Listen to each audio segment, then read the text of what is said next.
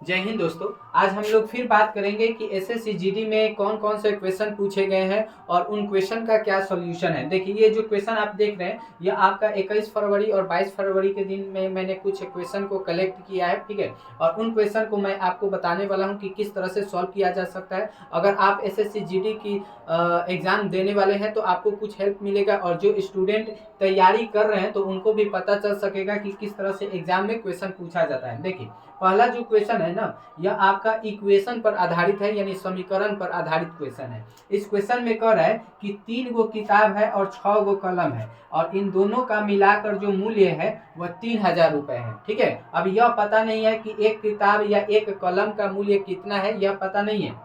यहाँ कर है कि 3 गो किताब और 6 गो कलम, इन दोनों का मूल्य को मिलाकर 3000 रुपया होता है। और आगे यह भी कर है कि अगर हम एक किताब लेते हैं और 12 गो कलम लेते हैं तब भी इसका मूल्य जो है 3000 ही रुपया रहता है। तो हमें बताना है कि 2 कलम का मूल्य कितना होगा। तो इस तरह के क्वेश्चन के लिए हम लोग इक्वेशन बना लेते हैं। कैसे बनाएंगे, तो देखिए, यह 3 किताब है तो मानकर चलिए यह 3 के हो गया, ठीक है। और यह 6 कलम है तो 6 पेन हो गया, ठीक है। अब इन दोनों को मिलाकर कर रहा है 3000 रुपए है तो 3000 कर लेंगे। अब दूसरा से हम इक्वेशन बनाएंगे, तो दूसरा में क्या कर रहा है कि एक किताब और 12 कलम, तो एक किताब यानी 1 के प्लस 12 कलम यानी 12 पी, और इन दोनों का मूल्य मिलाकर आपका कितना है, तो 3000 रुपया है। इस तरह से हम क्या कर सकते हैं, इक्वेशन बना लेते हैं। अब देखिए, इसमें से आपको क्या करना होता है, यह देखना है कि हमें किस चीज का मूल्य निकालना है। तो हमें निकालना है कलम का मूल्य यानी पेन का। तो इसमें इस इक्वेशन में आपको करना क्या होगा, तो पेन को निकालना है तो किताब को क्या करना होगा, हमें आउट करना होगा, यानी इसको काटना होगा। और यह कटेगा कैसे, तो इसके गुना में अगर सेम संख्या रहेगा तभी यह कट सकता है। तो यहाँ पे 1 है ना, तो 1 में हम 3 से गुना कर देंगे तो यह कट जाएगा।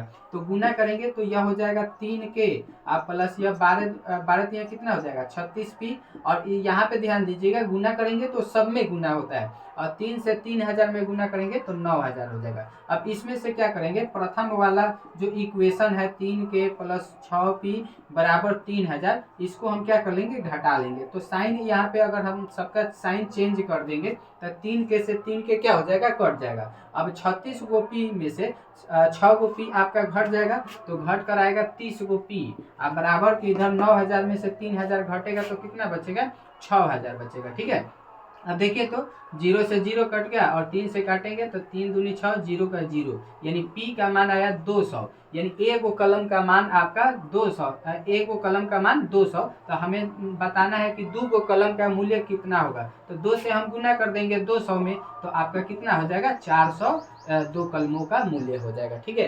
तो इस तरह से हम इक्वेशन वाले क्वेश्चन को सॉल्व करते हैं। हो सकता है यहाँ पे नंबर का इधर उधर हो, लेकिन इसी तरह से एग्जाम में क्वेश्चन पूछा गया था तो हमने आपको बताया। उम्मीद करता हूँ कि आप लोग को समझ में आया होगा, ठीक है। अब हम आगे बढ़ते हैं नेक्स्ट क्वेश्चन की तरफ। नेक्स्ट क्वेश्चन जो है आपका मेंसुरेशन से पूछा गया है, और बहुत ही सिंपल क्वेश्चन है, ठीक है। तो चलिए हम क्वेश्चन को देखते हैं कि अगला क्वेश्चन क्या है। चलिए दोस्तों, तो यहाँ पे हम सेकेंड क्वेश्चन को भी लिख चुके हैं। सेकेंड क्वेश्चन बहुत ही इजी क्वेश्चन पूछा गया था कि एक वक्र पृष्ठीय बेलन का क्षेत्रफल क्या होगा यदि इसकी लंबाई जो है 10 सेंटीमीटर और जो इसकी त्रिज्या है ना वह आपका क्या है 17 सेंटीमीटर है। तो इसके लिए आप लोग जानते होंगे कि आपको क्या करना होगा, तो बेलन का जितना भी फॉर्मूला है, या कह लीजिए कि मेंसुरेशन में जितने भी फॉर्मूले होते हैं वह फॉर्मूला आपको याद होना चाहिए, ठीक है।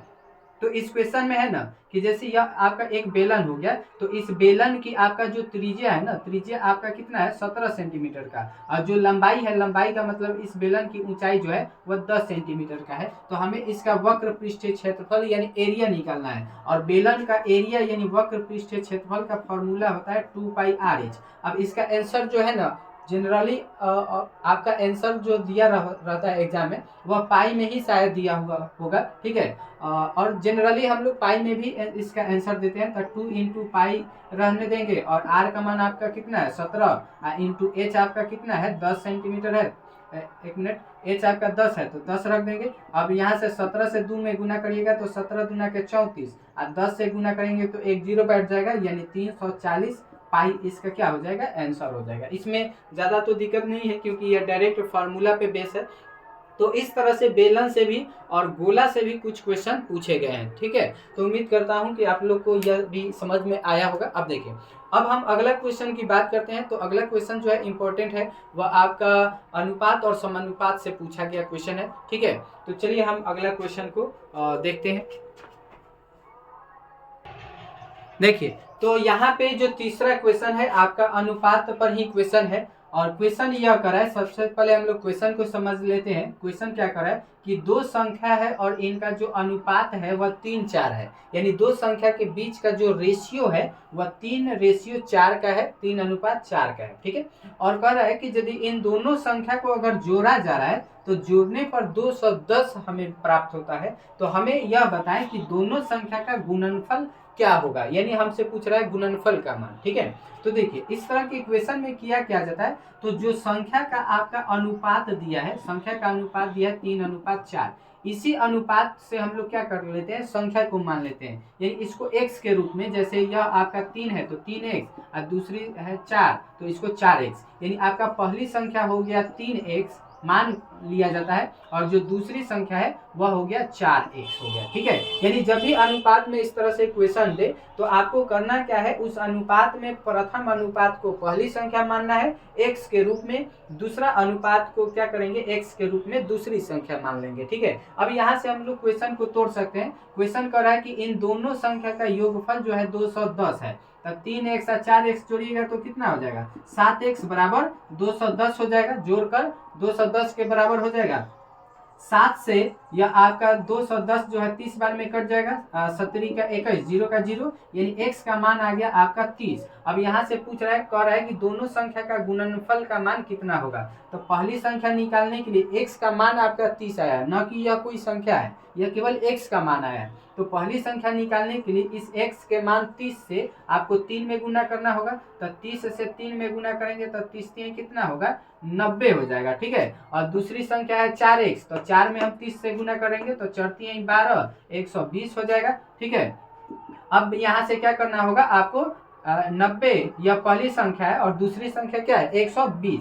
अब आपको क्या करना है, तो 90 से 120 में गुना करेंगे तो 12 9 108 होता है, और इसमें का एगो 0 है, इसमें का एगो 0, यानी 2 0, यानी 10,800 आपका इसका क्या हो जाएगा, तो आंसर हो जाएगा। ठीक है, तो इस तरह से एसएससी जीडी के एग्जाम में ऐसे क्वेश्चन पूछे जा रहे हैं। यहाँ पे नंबर का इधर उधर हो सकता है, लेकिन इसी टाइप से क्वेश्चन आ रहे हैं। तो उम्मीद करता हूँ कि आप लोग को यह वीडियो पसंद आया होगा, और यदि आप ऐसे ही और क्वेश्चन का सॉल्यूशन जानना चाहते हैं तो हमारे चैनल को सब्सक्राइब करें। मिलेंगे आपसे नेक्स्ट वीडियो में एक नए क्वेश्चन के साथ, तब तक के लिए जय हिंद।